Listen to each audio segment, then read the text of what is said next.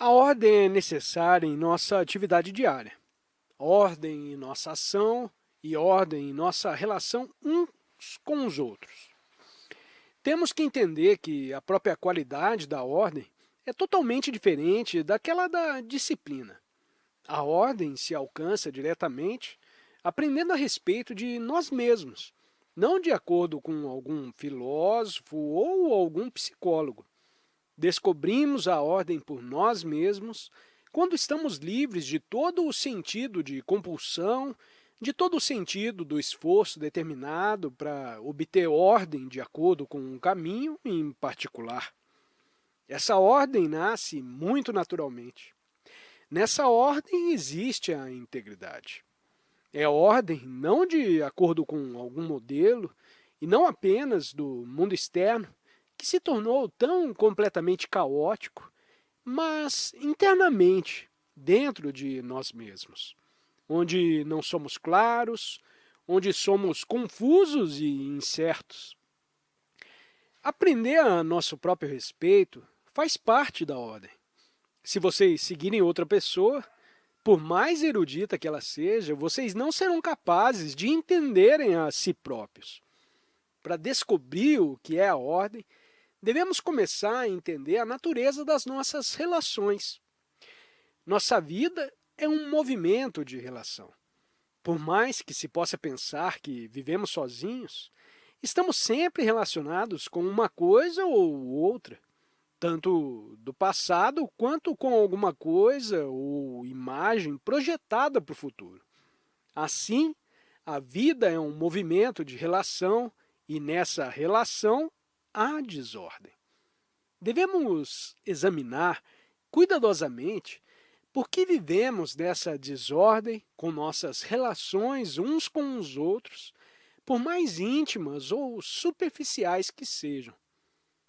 Eu não estou tentando persuadi-los a pensar numa determinada direção ou fazendo qualquer espécie de pressão persuasiva ou sutil sobre vocês.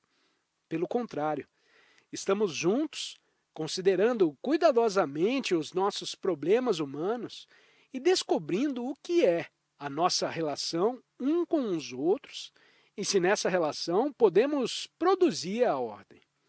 Para entender todo o significado da relação uns com os outros, por mais íntima ou mais distante que seja, devemos começar a entender por que o cérebro cria imagens. Nós temos imagens de nós mesmos e imagem dos outros. Por que cada um tem uma imagem peculiar e se identifica com uma imagem? A imagem é necessária. Ela nos dá um sentido de segurança? A imagem não produz a separação dos seres humanos? Temos que perceber cuidadosamente a nossa relação com a esposa, com o marido ou amigo. Olhem bem atentamente. Não tente evitá-la, não tente ignorá-la. Devemos examinar juntos e descobrir por que os seres humanos, em todo o mundo, possuem esse extraordinário mecanismo que cria imagens, símbolos e modelos. Será porque nesses modelos, símbolos e imagens encontra-se grande segurança?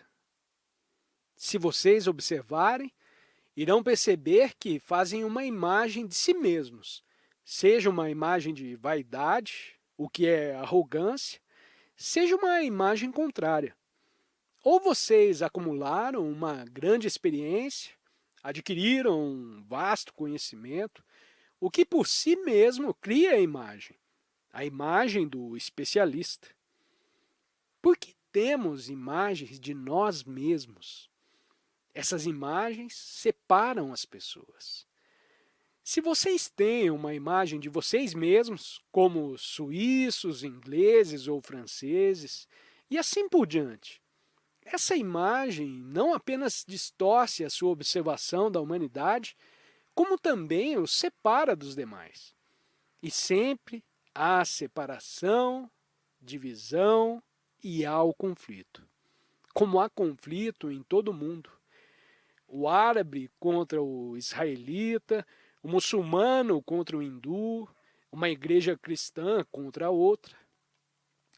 Tanto a divisão nacional quanto a econômica, todas resultam de imagens, conceitos e ideias, e o cérebro se apega a essas imagens. Por quê? É por causa da nossa educação, por causa da nossa cultura, onde o indivíduo é mais importante e onde a sociedade coletiva é uma coisa totalmente diferente do indivíduo. Isso faz parte da nossa cultura, faz parte do nosso treinamento religioso e da nossa educação diária. Quando alguém tem uma imagem de si mesmo, como inglês ou americano, essa imagem lhe dá uma certa segurança. Isso é muito óbvio. Tendo criado a imagem de si mesmo, essa imagem se torna semi-permanente. Por trás dessa imagem, ou com essa imagem, tenta-se obter segurança, proteção, uma forma de resistência. Quando estamos com relação com o outro, embora delicadamente, embora sutilmente psíquica ou fisicamente, há uma resposta baseada numa imagem.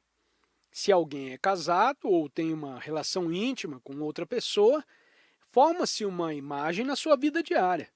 Quer essa relação exista há uma semana ou há 10 anos. A imagem da outra pessoa é formada lentamente, passo a passo. Cada reação é lembrada, acrescentada à imagem e armazenada no cérebro, de modo que a relação pode ser física, sexual ou psíquica, se faz, na verdade, entre duas imagens, a imagem própria e a do outro. Eu não estou dizendo nada de extravagante, de exótico ou de fantástico. Estou apenas observando que essas imagens existem. As imagens existem e nunca se pode conhecer completamente o outro. Se alguém é casado ou tem uma namorada, nunca pode conhecê-la completamente.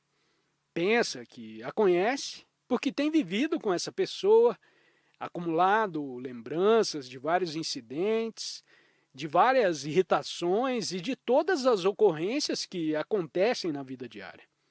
Assim como ela também teve as suas reações, e as imagens dessas reações estão fixadas no cérebro.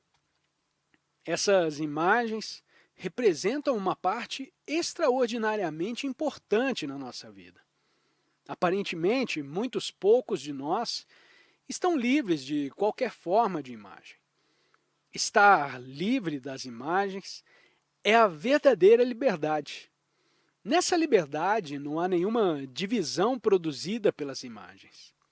Se somos hindus, nascidos na Índia, com todo o condicionamento a que estamos sujeitos, o condicionamento da raça ou de um determinado grupo, com as suas superstições, com as suas crenças religiosas, dogmas e rituais, toda a estrutura dessa sociedade, vivemos com esse complexo de imagens que é o nosso condicionamento. E por mais que possamos falar de fraternidade, unidade, totalidade, essas são apenas palavras vazias, sem nenhum significado diário verdadeiro. Mas se nos libertarmos de toda essa imposição, de todo o condicionamento, de todo esse contrassenso supersticioso, então estamos destruindo a imagem.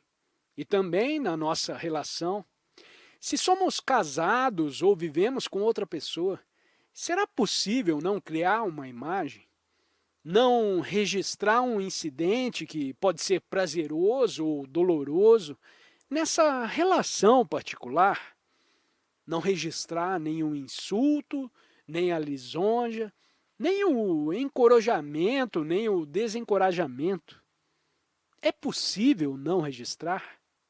Porque se o cérebro estiver constantemente registrando tudo o que está acontecendo psicologicamente, então ele nunca está livre para permanecer quieto. Nunca pode estar tranquilo em paz. Se o mecanismo do cérebro estiver operando durante o tempo todo, ele se esgota. Isso é óbvio. É o que acontece em nossas relações uns com os outros, seja lá qual for a relação, e se houver constante registro de tudo, então o cérebro lentamente começa a fenecer, e isso, essencialmente, é a velhice.